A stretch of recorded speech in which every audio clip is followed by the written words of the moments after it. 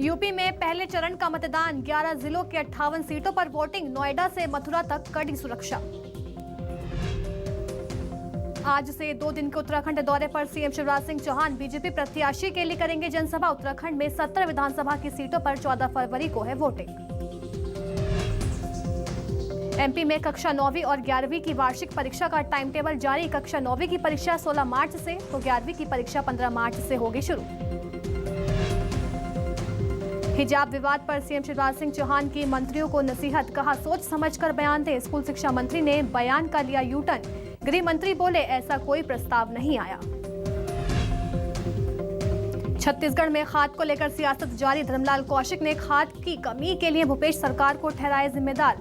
कांग्रेस ने खाद का कोटा कम करने पर केंद्र पर साधा निशाना। राजभवन पहुंचा जगदलपुर में भ्रष्टाचार का मामला। 25 पीड़ितों के साथ राज्यपाल से मुलाकात करने पहुंचा बीजेपी का प्रतिनिधि मंडल। बीजेपी नेताओं की गिरफ्तारी का मुद्दा भी उठाया। भिंड के पंचायत सचिव के 2 ठिकानों पर ईओडब्ल्यू का छापा। आय से अधिक संपत्ति मामले में ग्वालियर और भिंड में कार्रवाई। करोड़ों की अवैध संपत्ति का खुलासा।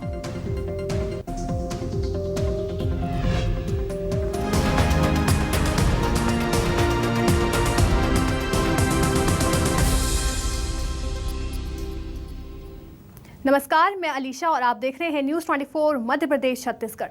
छत्तीसगढ़ में कोरोना की रफ्तार अब थम गई है। छत्तीसगढ़ में कोरोना के 1219 नए केस सामने आए हैं। छत्तीसगढ़ में बुधवार को कोरोना से 10 लोगों की मौत भी हुई है। तो वहीं छत्तीसगढ़ में अब तक कोरोना से 13,971 लोगों ने जान भी दे दी है। बता दें छत्तीसगढ़ में बुधवार को 2040 लोगों ने मात भी दी है कोरोना को। छत्तीसगढ़ में कोरोना के 10,595 एक्टिव केस अभी भी हैं। अगर रायपुर की बात करें तो रायपुर में 164 हैं, तो वहीं दुर्ग में 94 नए मामले सामने आए हैं। राजनांदगांव में 91, तो वहीं बिलासपुर में 70 से ज्यादा नए केस हैं। धमतरी में 40 हैं।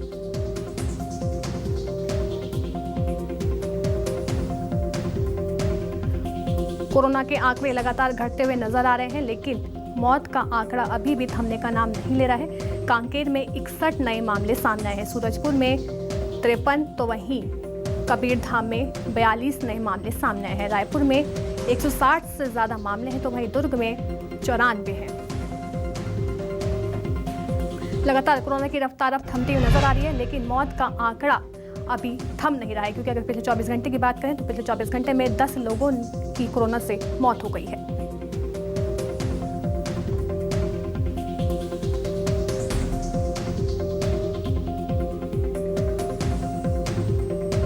ज्यादा जानकारी के साथ मेरी सहयोगी सुप्रिया पांडे फोन लाइन पर हमारे साथ जुड़ गई हैं। सुप्रिया, अब कोरोना की रफ्तार जो है छत्तीसगढ़ में कम होती जा रही है। बिल्कुल, छत्तीसगढ़ में अब कोरोना की जो रफ्तार है वो वाकई में कम देखने मिल रही है और ये वाकई में राहत की बात है, क्योंकि जिस तरीके से कोरोना की जो रफ्तार है वो देखने को मिल रही थी, ये राज्य सरकार के लिए चिंता का विषय थी। और लगातार यहाँ पर जो है सरकार के द्वारा प्रयास किए जा रहे थे कि किस तरीके से बचाव किया जाए, किस तरीके से आम जनता को जागरूक किया जाए, क्योंकि कोरोना के मामले बढ़ तो रहे थे लेकिन मौत भी हो रही थी लोगों की। तो एक सबसे बड़ी चिंता की बात यह थी कि कोरोना के बाद जो मौत हो रही है तो लोगों को कैसे जागरूक करे, क्योंकि खबरें ये थी कि जिन्होंने वैक्सीन नहीं लगवाई है वही लोगों की मौत हो रही है। तो इस वजह से लोगों को जागरूक करना भी एक बड़ा जो है चैलेंज था सरकार के लिए। और अब जिस तरीके से कोरोना के आंकड़े बढ़ रहे हैं, मास्क की जगह कम हो रहे हैं, छत्तीसगढ़ के विभिन्न जिलों में भी स्कूल को खोलने की कवायद तेज हो गई है। सुप्रिया, तो वैक्सीनेशन को लेकर क्या किसी तरह का जागरूकता अभियान चलाया जा रहा है? देखिए, वैक्सीनेशन को लेकर के प्रदेश में जागरूकता अभियान तो चलाया ही जा रहा है, लेकिन छात्र जो हैं, छात्रों को लेकर के भी जागरूक किया जा रहा है, क्योंकि जो लगातार छात्रों को लेकर के बात कही जा रही थी कि अब जो है वैक्सीन लगवाई जाएगी, छात्रों को जागरूक किया जाएगा, तो अब छात्रों को भी जागरूक करने का काम किया जा रहा है। ऐसा इसलिए क्योंकि स्कूल अब खुलने लगेंगे और इसके अलावा बोर्ड परीक्षाएं भी होंगी छात्रों की, तो इस वजह से अब वैक्सीनेशन के लिए छात्रों को ज़्यादा से ज़्यादा संख्या में जागरूक करने की जो कवायद है वो तेज कर दी गई है। इसके अलावा ये भी बात सामने आ रही है कि जो छात्र जिन्होंने वैक्सीन नहीं लगवाई है या ऐसे भी छात्र हैं जिन्हें परीक्षा के टाइम में अगर कोरोना हो जाता है तो उनके लिए भी अलग से बैठने की व्यवस्था की जाएगी। तो इस तरीके से लगातार यहाँ पर व्यवस्थाएं बनाई जा रही हैं। तो क्या क्या व्यवस्था बनाई जा रही है सुप्रिया, जरा इसकी जानकारी दीजिए हमारे दर्शकों को।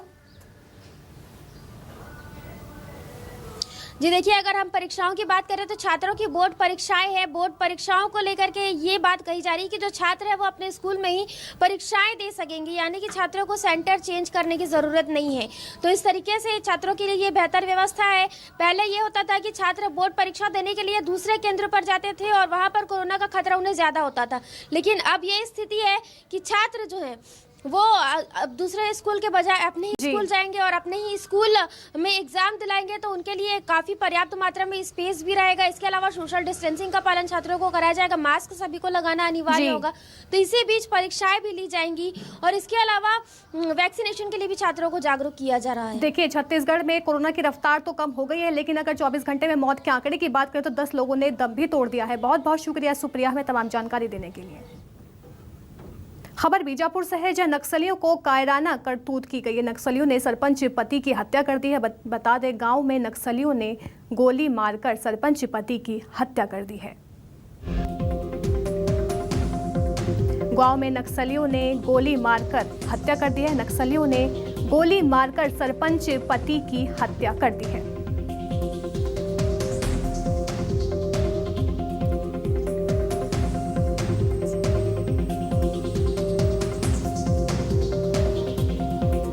मेरे सहयोगी जीवन हमारे साथ जुड़ गए हैं। जीवन, आखिर ये पूरा मामला क्या है और सरपंच पति की हत्या की क्या वजह बताई जा रही है? देखिए, पूरा मामला कुटरू थाना क्षेत्र के आड़ावली ग्राम पंचायत का है, जहां सरपंच पति घनश्याम यादव को की गोली मारकर हत्या कर दी है माओवादियों ने। जिस तरीके से जो जानकारी आ रही है कि वो शादी समारोह में गया हुआ था, इसी दौरान माओवादियों ने उन्हें टारगेट कर गोली मारकर हत्या कर दी। अब तक का जो अंदरूनी इलाका नस्लियों का हार्डकोर इलाका होने की वजह से अब तक ये बॉडी है वो रिकवर नहीं की गई है और फिलहाल इस पूरे इलाके में सर्च ऑपरेशन जारी है। जी बहुत बहुत शुक्रिया जीवन हमें तमाम जानकारी देने के लिए। अब खबर दंतेवाड़ा से है, जहां विस्फोटक के साथ 4 नक्सली गिरफ्तार कर लिए गए हैं। नक्सलियों के पास से 33 किलो आईईडी बरामद कर लिया गया है। तो वहीं सीआरपीएफ और डीआरजी के जवानों ने ये कार्रवाई की है। बता दें, सर्चिंग के दौरान जवानों को ये कामयाबी मिली है। हत्या, आगजनी जैसे वारदातों में ये नक्सली शामिल थे। एसपी सिद्धार्थ तिवारी ने इस खबर की पुष्टि भी कर दी है। आरनपुर थाना क्षेत्र का ये पूरा मामला बताया जा रहा है।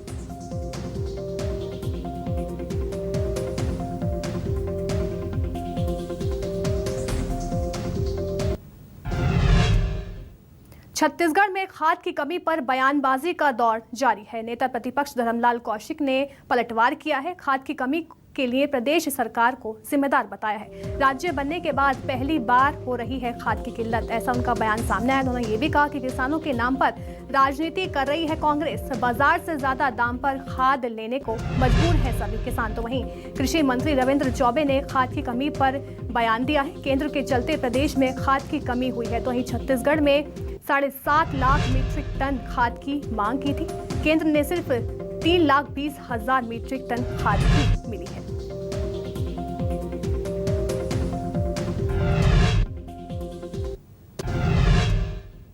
ये सच्चाई है कि केंद्र सरकार की गलत नीतियों के कारण खाद की कमी प्रदेश में है। और इसी प्रदेश में नहीं है, खुद केंद्रीय खाद्य मंत्री श्री मनसुख भाई ने कहा है कि फर्टिलाइजर की पूर्ति इतनी ही हो पाएगी, तो हम लोगों को उसी में अपनी व्यवस्था करना है।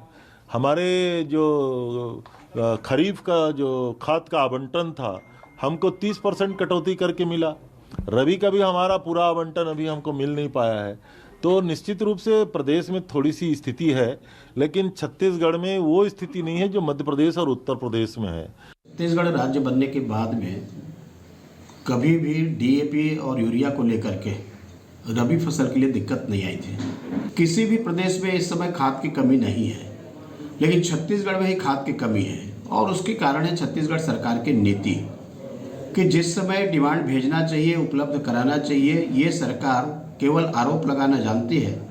लेकिन किसानों के अहित इस कांग्रेस की सरकार आने के बाद में लगातार हो रही है। इसलिए सरकार जो कालाबाजारी हो रही है उस पर नियंत्रण करे, ब्लैक मार्केटिंग को रोके और किसानों को जो सहकारिता के रेट है उस दाम पर खाद उपलब्ध कराए, जिससे किसानों को शोषण से बचाया जा सके। यूपी विधानसभा चुनाव के लिए कांग्रेस ने अपना घोषणा पत्र उन्नति विधान जन घोषणा पत्र जारी कर दिया है। घोषणा पत्र में छत्तीसगढ़ मॉडल का जिक्र करते हुए छत्तीसगढ़ की तरह यूपी में भी गोधन न्याय योजना को लागू करने की बात कही गई। मुख्यमंत्री भूपेश बघेल ने ट्वीट कर खुशी का इजहार किया है। मुख्यमंत्री भूपेश बघेल ने ट्वीट कर कहा कि मुझे बताते हुए प्रसन्नता हो रही है कि आगामी यूपी विधानसभा चुनाव हेतु आज जारी कांग्रेस पार्टी ने घोषणा पत्र यूपी का उन्नति विधान में छत्तीसगढ़ मॉडल का जिक्र किया है और पार्टी ने छत्तीसगढ़ की तर्ज पर यूपी में भी गोधन न्याय योजना लागू करने का संकल्प लिया है।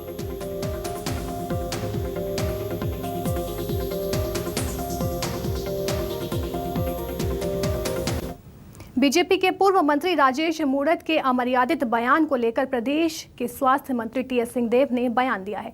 मंत्री सिंहदेव ने राजेश मूणत को लेकर कहा कि इस तरह की अमर्यादित भाषा का प्रयोग करना किसी के लिए भी उचित नहीं और खासतौर पर एक जनप्रतिनिधि के लिए जो 15 साल में शासन सत्ता में रह चुके हैं, खासतौर पर उन्हें तो अपनी भाषा पर काबू रखने की आवश्यकता है। उसमें अभद्र भाषा का वो प्रयोग कर रहे हैं, ये गलत है। किसी भी जनप्रतिनिधि के लिए जो, और उन्होंने कहा कि मैं 15 साल शासन में रहा, मंत्री के रूप में भी रहे, तो ऐसे जिम्मेदारी के स्थान में कोई व्यक्ति हो और वो माँ बहन की गाली दे रहे हैं और अभद्र भाषा के इस्तेमाल कर रहे हैं, ये शोभा नहीं देता। बाकी क्या घटना हुई एक अलग बात है, लेकिन पहली जवाबदारी जनप्रतिनिधियों की है कि वो ऐसा आचरण प्रस्तुत करें जो अन्य सभी नागरिकों के लिए, युवा पीढ़ी के लिए भी, महिलाओं के लिए भी उदाहरण साबित हो। खबर बिलासपुर से है, जब झीरम घाटी हत्याकांड मामले में सुनवाई होगी। हाईकोर्ट में सुनवाई के बाद फैसला सुरक्षित होगा। तो हाईकोर्ट में सुनवाई के दौरान शासन के वकील ने अपना पक्ष भी रखा। झीरम घाटी हत्याकांड बड़ा राजनीतिक षड्यंत्र है, याचिकाकर्ता के अधिवक्ता ने भी अपना पक्ष रखा। बता दें, एनआईए एक्ट का प्रावधान मात्र एक अपवाद है।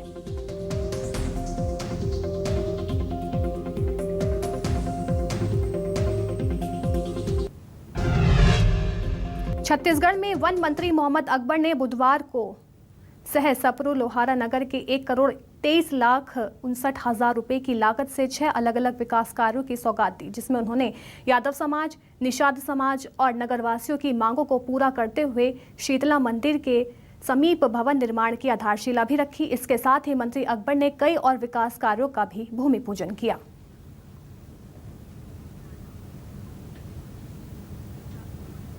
पांच कार्यों का भूमि पूजन है, सामुदायिक भवन है, बस स्टैंड का सीसी रोड वगैरह का है।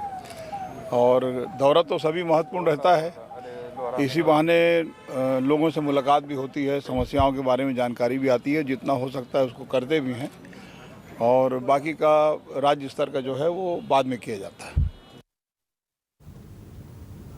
कोरोना की तीसरी लहर के बाद प्रदेश सरकार ने स्कूलों को खोलने का आदेश दिया है। जिला कलेक्टर के आदेश के बाद बुधवार को जिले के सभी स्कूलों को एक बार फिर से खोल दिया गया, जहां बड़ी संख्या में बच्चे पहुंचे और कोरोना गाइडलाइन के नियमों का पालन करते हुए बच्चों को प्रवेश दिया गया। विगत लगभग 1 माह से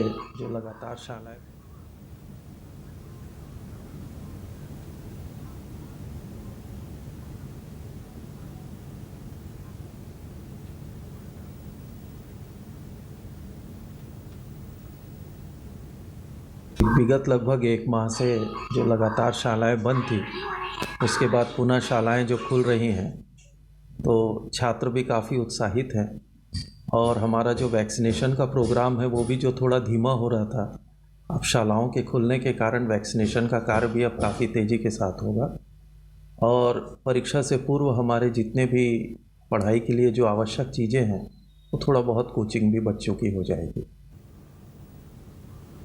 बिलासपुर अधिवक्ता संघ चुनाव के लिए बुधवार को कोर्ट परिसर में निर्वाचन अधिकारी की मौजूदगी में डाक मतदान हुआ। इस दौरान प्रत्याशी भी अपने पक्ष में डाक मत के लिए गुजारिश करते दिखे। बता दें कि अधिवक्ता संघ चुनाव 11 फरवरी को होना है, जिसके संबंध में चुनाव अधिकारी ने बताया कि 11 फरवरी को किसी वजह से शहर से बाहर रहने वाले मतदाताओं की सुविधा के लिए 9 फरवरी को डाक मतदान की व्यवस्था की है, जिसके तहत मतदान सुबह 11 से शाम 4 बजे तक आवेदन देकर डाक मतदान किया गया। वहीं इस बार अध्यक्ष पद के लिए 3 उम्मीदवार मैदान में हैं और मंगलवार को संघ की ओर से एक मंचीय कार्यक्रम आयोजित कर सभी उम्मीदवारों को अपनी बात रखने का अवसर दिया गया था।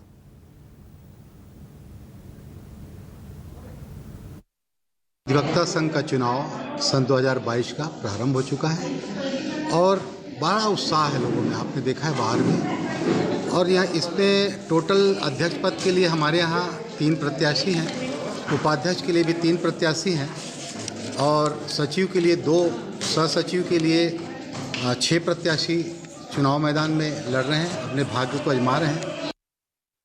खबर रायपुर से है, जहां चाइल्ड पोर्नोग्राफी का मामला सामने आया है। वीडियो वायरल करने वाला आरोपी अब गिरफ्तार हो चुका है। राजेंद्र नगर से आरोपी हनी असरानी गिरफ्तार हो गया है। बता दें, एनसीआरबी की शिकायत पर यह कार्रवाई की गई थी। आरोपी हनी के खिलाफ अब मामला भी दर्ज कर लिया गया है।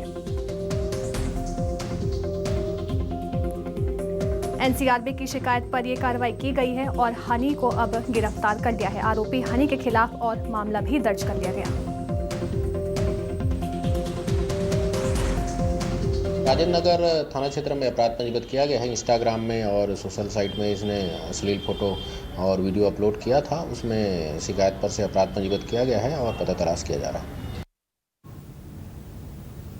रायपुर में ऑफिस टाइमिंग में बदलाव को लेकर कर्मचारियों का विरोध सामने आया है। गौरतलब है कि शासकीय कर्मचारियों को अब हफ्ते में 5 दिन तक काम करना होगा।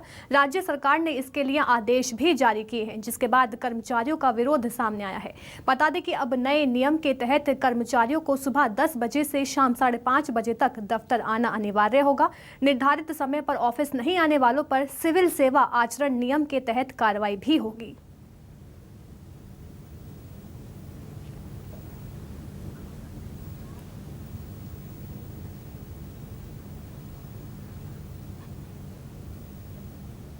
खबर बिलासपुर से है, जहां बेहद चौंकाने वाला मामला सामने आया है। यहां पर पुष्पा फिल्म की तर्ज पर चंदन की लकड़ी की तस्करी हो रही है। दरअसल रतनपुर में चंदन की लकड़ी की तस्करी एम्बुलेंस से की जा रही थी। पुलिस को मामले की शिकायत मिली, जिसके बाद पुलिस ने घेराबंद की, लेकिन आरोपी भाग निकले। फिलहाल पुलिस ने 5 लाख की लकड़ी जब्त की है।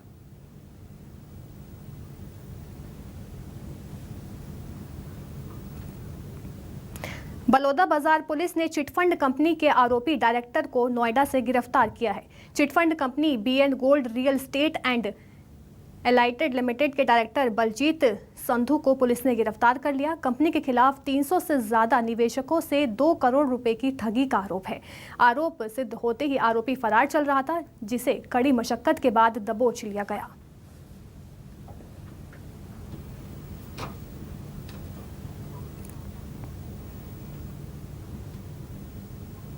कहानी एकदम फिल्मी है। मामला बुरहानपुर का है, जहां पर दुल्हन मंडल से ससुराल के लिए विदा तो हुई, लेकिन घर तक नहीं पहुंची। दरअसल शादी के बाद महिला लगातार अपने प्रेमी से बात करती रही। दुल्हन का प्रेमी भी कार का पीछा करता रहा। मौका मिलते ही दुल्हन बाथरूम के बहाने कार से उतरी। इसी बीच वो अपने प्रेमी के साथ भाग गई। दुल्हन के रिश्तेदार देखते रहे। घटना के बाद दुल्हा और उसके परिजन थाने पहुंचकर शिकायत की, जिसके बाद पुलिस दुल्हन और उसके प्रेमी की तलाश कर रही है। कुछ देर बाद पुलिस ने दुल्हन और उसके प्रेमी को गिरफ्तार कर लिया। मानपुर चौक से एक नव दंपति जो विवाह के उपरांत विदाई पर घर जा रहे थे, वो जो दुल्हन है वो मानपुर चौक से अपने प्रेमी के साथ भाग गई। उक्त सूचना पर यहाँ पर मोबाइल चेक पोस्ट लगाकर जांच की गई, जिसमें जो लड़की थी उसको उसके प्रेमी के साथ यहाँ पर बरामद किया गया। धमतरी के नगरी थाना इलाके के सांकरा में शादी समारोह के दौरान आग लग गई। जानकारी के मुताबिक भागवत पुजारी के बेटे की शादी थी और वो 19 फरवरी को होनी थी। घर में शादी की तैयारियां चल रही थी, लेकिन अचानक आग लग गई। आग के लपटे में सारे कपड़े भी जल गए और सारे सामान जलकर खाक हो गया।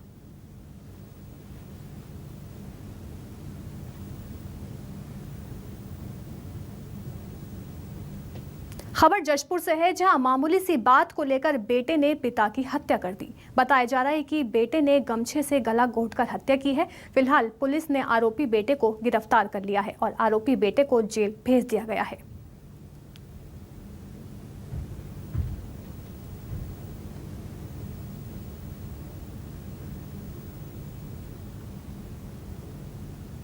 रायपुर के हसौदा इलाके में महिला की लाश मिलने से सनसनी मच गई। स्थानीय लोगों ने पुलिस को सूचना दी। मौके पर पहुंची पुलिस ने शव को कब्जे में ले लिया। शव के गले में गमछा लिपटा था। मृत महिला की पहचान धनवंती के रूप में हुई है। बताया जा रहा है कि महिला अपने बेटे के साथ रहती थी। फिलहाल पुलिस मामले की जाँच कर रही है।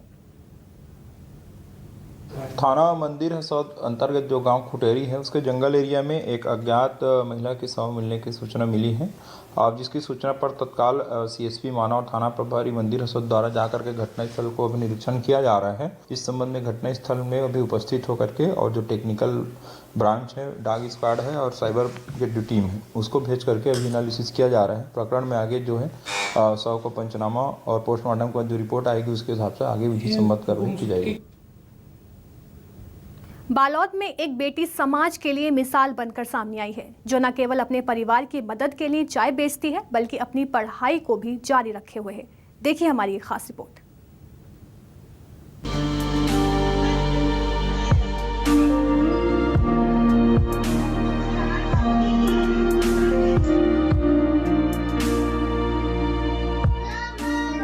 बालोद के रहने वाले इस चंद्राकर परिवार में भी कभी खुशियों का बसेरा हुआ करता था, जहां परिवार की बेटी साधना का बचपन भी आम बच्चों जैसा ही बीत रहा था। लेकिन अचानक इस परिवार पर मुश्किलों का पहाड़ उस वक्त टूट पड़ा जब पता चला कि साधना के पिता भोजराज को ब्लड कैंसर है। इस खबर ने पूरे परिवार की खुशियों को छीन लिया। भोजराज के इलाज में हो रहे खर्च के चलते परिवार की आर्थिक हालत बिगड़ गई। ऐसे में जिला प्रशासन परिवार की मदद को आगे आया। भोजराज का इलाज करवाने के वादे के साथ परिवार की थोड़ी बहुत आर्थिक मदद भी हुई, लेकिन बाद में प्रशासन भोजराज का इलाज नहीं करवा पाया और जो भी थोड़ी बहुत आर्थिक मदद की थी वो भी नाकाफी साबित हुई। ऐसे में परिवार को पालने का जिम्मा उठाया मासूम साधना ने। साधना न केवल अब हर रोज साइकिल से घूम घूम कर चाय बेचती है बल्कि अपनी पढ़ाई भी जारी रखे हुए है।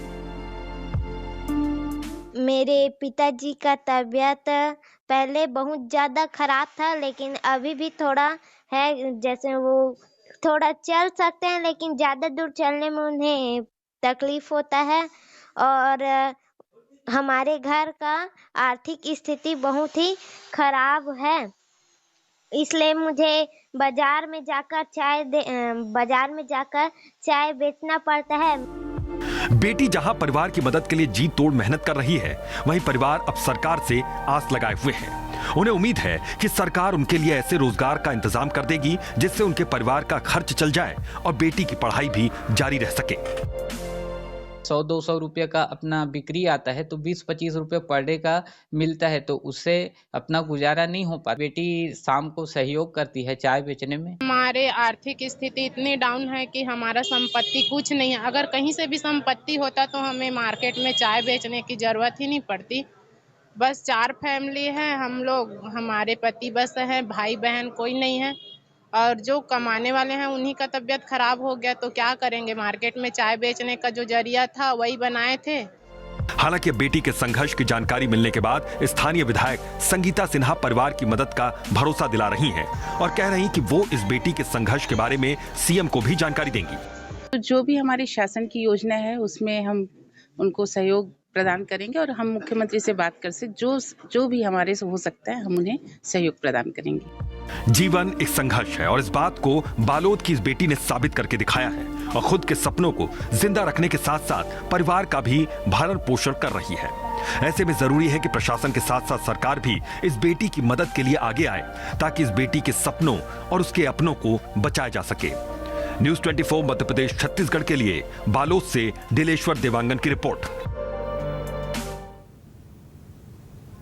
चलिए फिलहाल के लिए बस इतना ही। बने रहिए न्यूज़ 24 मध्य प्रदेश छत्तीसगढ़ के साथ।